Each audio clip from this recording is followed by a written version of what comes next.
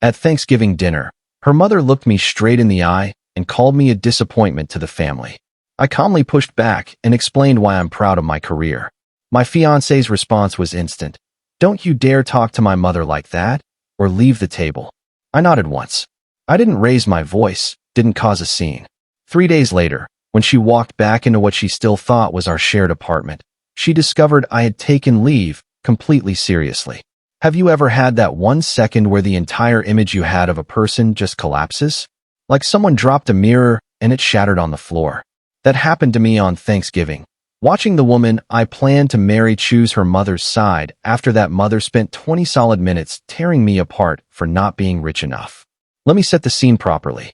I'm 29, software developer. Not some Silicon Valley rock star pulling 7 figures, just steady, respectable work at a regional finance software company, pulling roughly $92,000 a year. Paid off student loans, decent car, renting a nice 2-bedroom, healthy 401k, no real debt besides a modest car note. By most normal standards, I thought I was doing fine. My fiancée, ex-fiancée now, is Jennifer, pediatric ICU nurse. Makes about $78,000. We'd been together 2.5 years. Met at a backyard cookout, clicked instantly. She's sharp, funny, absolutely beautiful, long blonde hair, green eyes, the kind of smile that makes people turn their heads. After a year, we decided to live together. In my apartment. My lease, my furniture, my name on everything. She moved her clothes and a few things in. We split groceries and utilities. I covered rent. It worked. There was only one dark cloud in the whole relationship. Her mother, Margaret. From everything Jennifer told me, Margaret was a textbook controlling, hypercritical parent. Nothing Jennifer ever did was enough.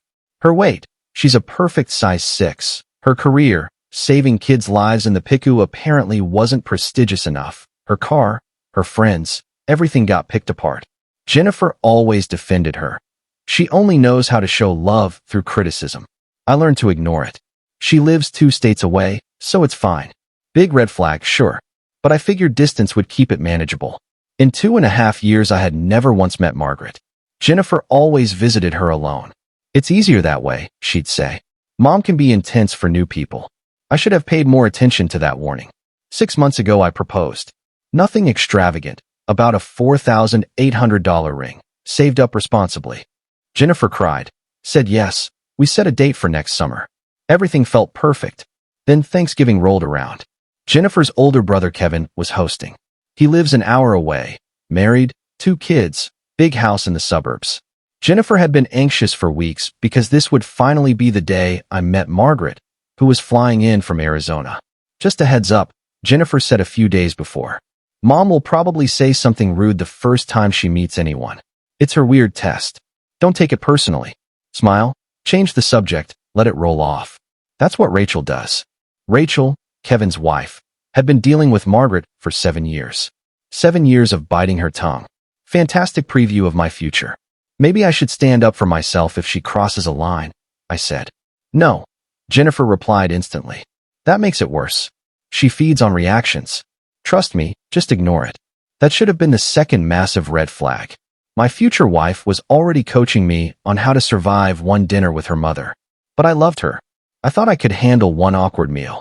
I could not. Thanksgiving Day. We pull up to Kevin's beautiful house. Margaret is already there.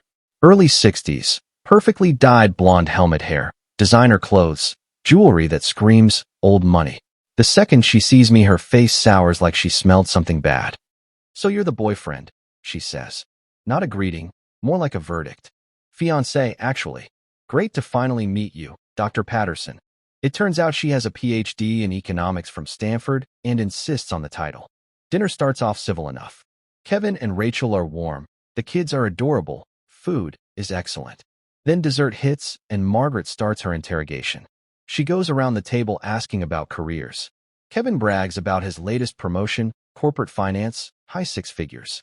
Rachel talks about her real estate side business. Then it's my turn. "And what do you do again?" Margaret asks sweetly, already knowing the answer.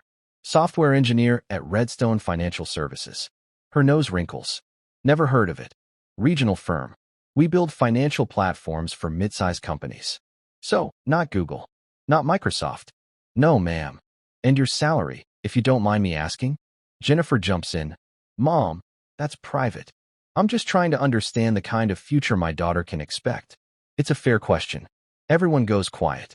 Jennifer gives me the don't you dare look. I answer anyway. About $92,000 a year. Margaret repeats it slowly, like she's tasting something spoiled. 92,000. At almost 30. Kevin tries to help. Different industries pay differently, Mom. Margaret ignores him. My daughter saves children's lives every single day in the pediatric ICU. And she's settling for someone who makes entry-level money writing code for some company no one's ever heard of. Mom, Jennifer hisses. What? I'm allowed to have concerns. Jennifer, you're gorgeous, brilliant. You could do so much better than this. She gestures at me like I'm a bad purchase she once returned. I keep my voice calm. Dr. Patterson, I'm proud of my job. I'm good at it. I provide a stable life. I treat your daughter well. I may not be rich, but I'm far from a failure. Margaret scoffs. Stable is what mediocre people call themselves when they want to feel better.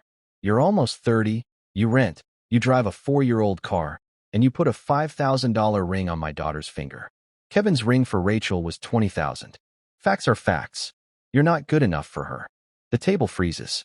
I feel the heat rising in my face, but I keep it together. With respect, ma'am, Jennifer said yes when I proposed. That's what matters. Margaret turns to Jennifer. Are you really going to let him speak to me like that? Jennifer looks at me, then at her mother, and I watch her choose. Don't talk back to my mother, she says quietly. Or get out. 6 words.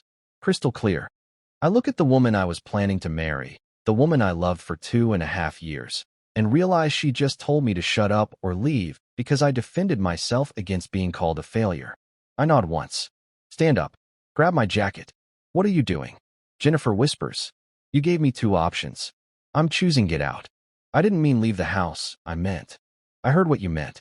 Enjoy the rest of dinner. I walk out, get in my car, drive home. Phone starts blowing up immediately. 6 missed calls. Texts pouring in. You're overreacting. Come back, we can talk. You embarrassed me in front of my family. My mom is just protective. I ignore everyone. At 11 p.m. she texts, staying at Kevin's for the weekend. Need space. We'll talk Sunday when I get home. Sunday. 3 full days. Perfect. That gave me exactly the window I needed. Friday, 6 a.m. I'm awake.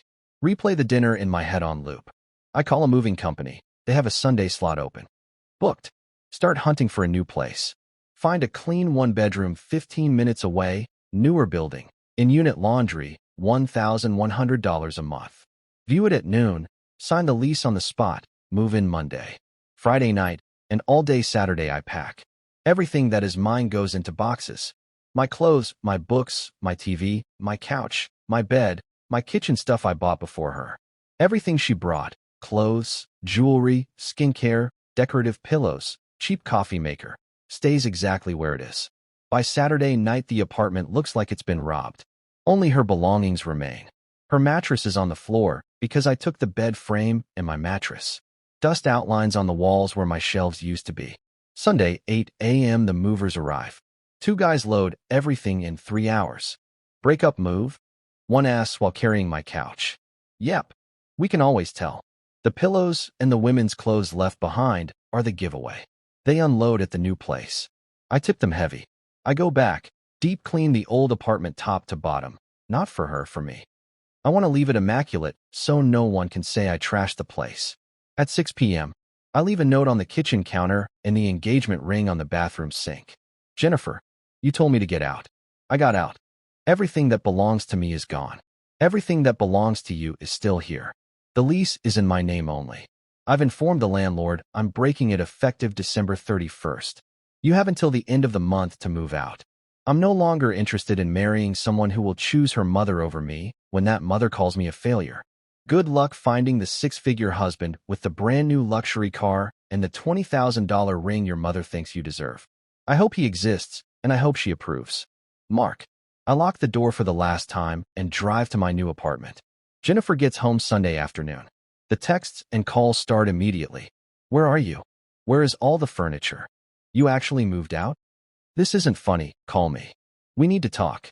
I reply once. You told me to get out. I got out. We're done. Do not contact me again. Then I block her number. Monday morning, she shows up at my office. Security calls. There's a woman in the lobby who says she's your fiancé, and it's an emergency. I go down. She looks like she hasn't slept.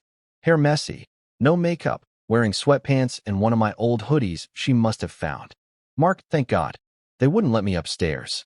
I told them not to. We have to talk. You can't end everything without even a conversation. You gave me the conversation at Thanksgiving. 2 choices. I picked one. I didn't mean move out. I meant don't argue with my mom at the table. Same thing. You chose her feelings over mine. Message received. I panicked. She's my mother.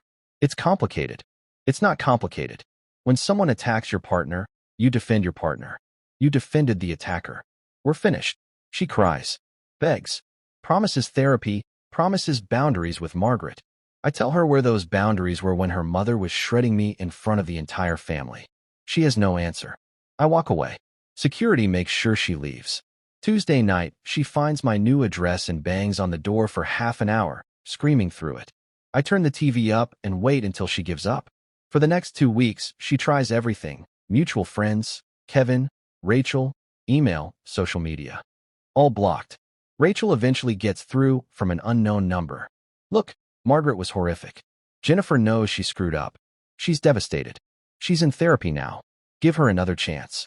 I ask Rachel one question. If Kevin's mother had called you a failure at dinner and Kevin told you to shut up or leave, would you still be married to him? Long silence. Then she hangs up. A month later, the old apartment is re-rented. Jennifer's stuff is gone. Mutual friends start hearing her version, that I abandoned her over one little comment, that I'm controlling, that I left her homeless. I show the texts and tell the real story to anyone who matters. Most people side with me. 3 months later, I'm fully settled in the new place. Dating again. Nothing serious yet, but I'm in no rush. I'm dating a woman named Amy now. Elementary school teacher. Makes $54,000. When I told her what I do, she said, "That's awesome. I don't understand code at all, but I'm glad someone does." When I told her my salary, she shrugged.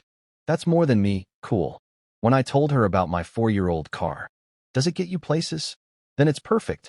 This year we had Thanksgiving at Amy's parents' house. Her dad asked what I do. I told him. He nodded and said, "Computers, huh? Somebody's got to write the programs. Good money in that."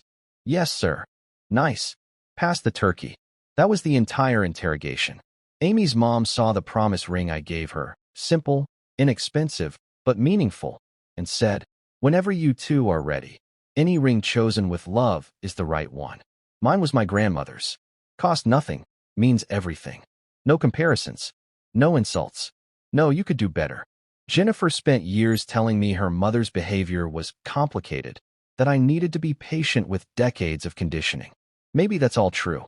But I'm 29, I have a solid job, I'm responsible, I treat people well, and I deserve a partner who thinks that's enough on day one, not after therapy and a near-marriage implosion.